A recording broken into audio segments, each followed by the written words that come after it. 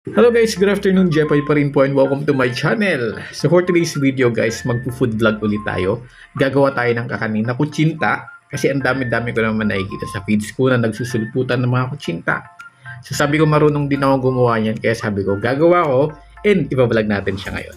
So gumawa ko ng tatlong klaseng kutsinta, yung orange, yung black, and then yung violet with different topping. And tell you what guys, ito yung kutsinta na hindi makunat. So, sana makatulong din to sa inyo and gawin niyo yung recipe to. Samahan niyo ako sa vlog na to. Let's go!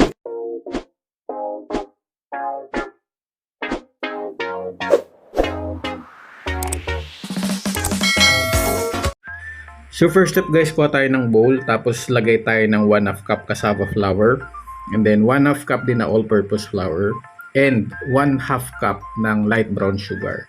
And after that guys, maglagay na tayo ng 1 1/4 cup ng tubig. And then kunin na natin yung lye water or lihiya. And then lagyan natin siya ng 1 teaspoon. And then saka natin siya i-mix. And hindi ko muna siya nilagyan ng food coloring guys kasi ihahati ko siya sa tatlo para iba-ibang kulay kasi iba-ibang toppings. And isi-sift lang pala natin siya. Kuha tayo ng strainer. I-sift natin siya para matanggal yung mga bubbles tsaka yung mga lumps niya para maging pino siya. Ayan. Tapos ihati ko siya guys sa tatlo para iba-ibang kulay. May violet, may orange or red. Red ba yun? Tapos itong black. Kung meron kayo guys na powder na black, mas maganda para 1 pinch lang. Kasi yung gel na ginamit ko, maano yun eh. Maaksaya. Mahal-mahal na nga tapos maaksaya. Tapos mix lang natin guys. After mixing nung isa, hugasan natin yung pang mix natin. And then another para hindi siya maghalo-halo yung kulay. So ito yung sinasabi ko guys. Itong gel based kasi pag naglagay ka ng tatlong patak, hindi pa rin siya makulay. Parang kulay green siya. Kaya kailangan mo pa siyang dagdagan. Tapos nag-preheat na din pala ako guys ng steamer. And then habang nagpe-preheat ako, nag-grease na rin ako ng molder. Ginamit ko large. Tapos grease ko ng oil. Tapos nag-portion na tayo. Tigto 2 tablespoon lang na, mixture sa isang molder.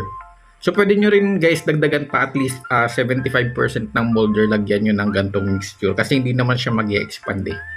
So, nasa sa inyo na kung gusto nyong makapal or sakto lang. Ito saktuhan lang. 2 tablespoonful lang yung bawat molder na nilagay kong portioning. And tinanggalan ko na rin pala ng bubbles yung ibabaw. Kasi nagkaroon uli ng bubbles kasi bago ko siya inilagay sa molder. Hinalo ko uli. Kaya tanggalin nyo na lang ng spatula o kaya kahit kutsara na lang, mas mabilis pa. Para, yun nga, para mas makinis yung ating magiging kutsinta.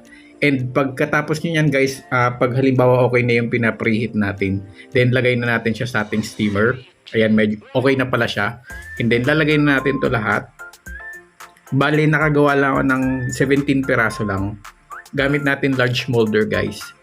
And then, yun, steam natin siya for 15 minutes sa medium heat lang. Or medium flame, medium fire. Yan. Tapos after 15 minutes, okay na siya guys. Ayan.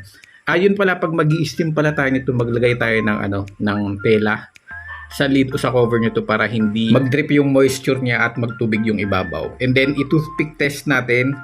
Pag wala nang sumasabay dun sa toothpick, meaning to say, okay, wow, meaning to say, okay na yan, luto na. And then, kumuha na ako ng cooling rack and then papalamigin na natin to.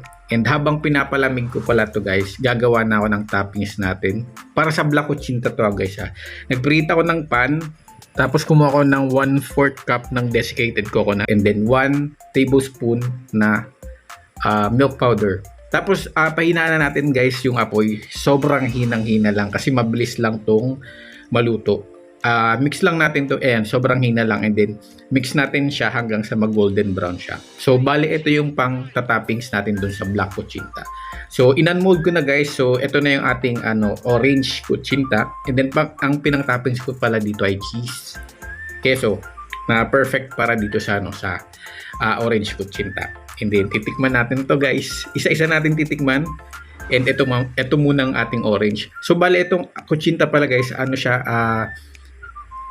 malambot, makinis, tapos hindi siya gaanong makunat. Kaya kung medyo may crisis ka sa pagngunguya, alam mo na yun, pwede kang gumawa nito para at makakain mo talaga to. Kasi yung ibang kutsinta, di ba, ang kunat-kunat.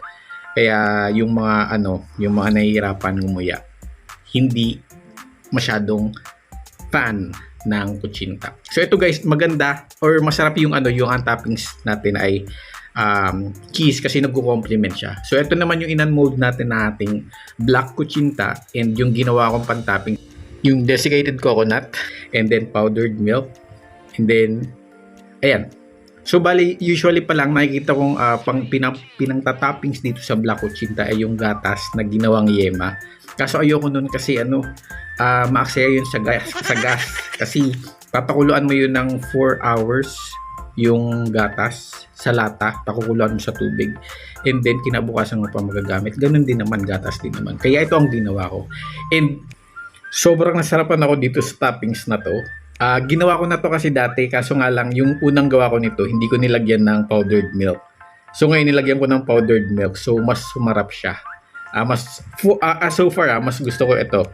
Tapos next naman, ito naman ating violet naman na kuchinta. So nilagay ko na lang is gatas, hindi na ako nag yung gagawing yema kasi nagiging mas matamis lang din. Pero ito ang gagawin nating pang toppings niya. Tingnan nyo naman guys, ang kinis ng ating kuchinta na ginawa. And ang lambot pa niya, and then yun nga, hindi siya mahunat. So papakita ko sa inyo kung gaano siya hindi kahunat.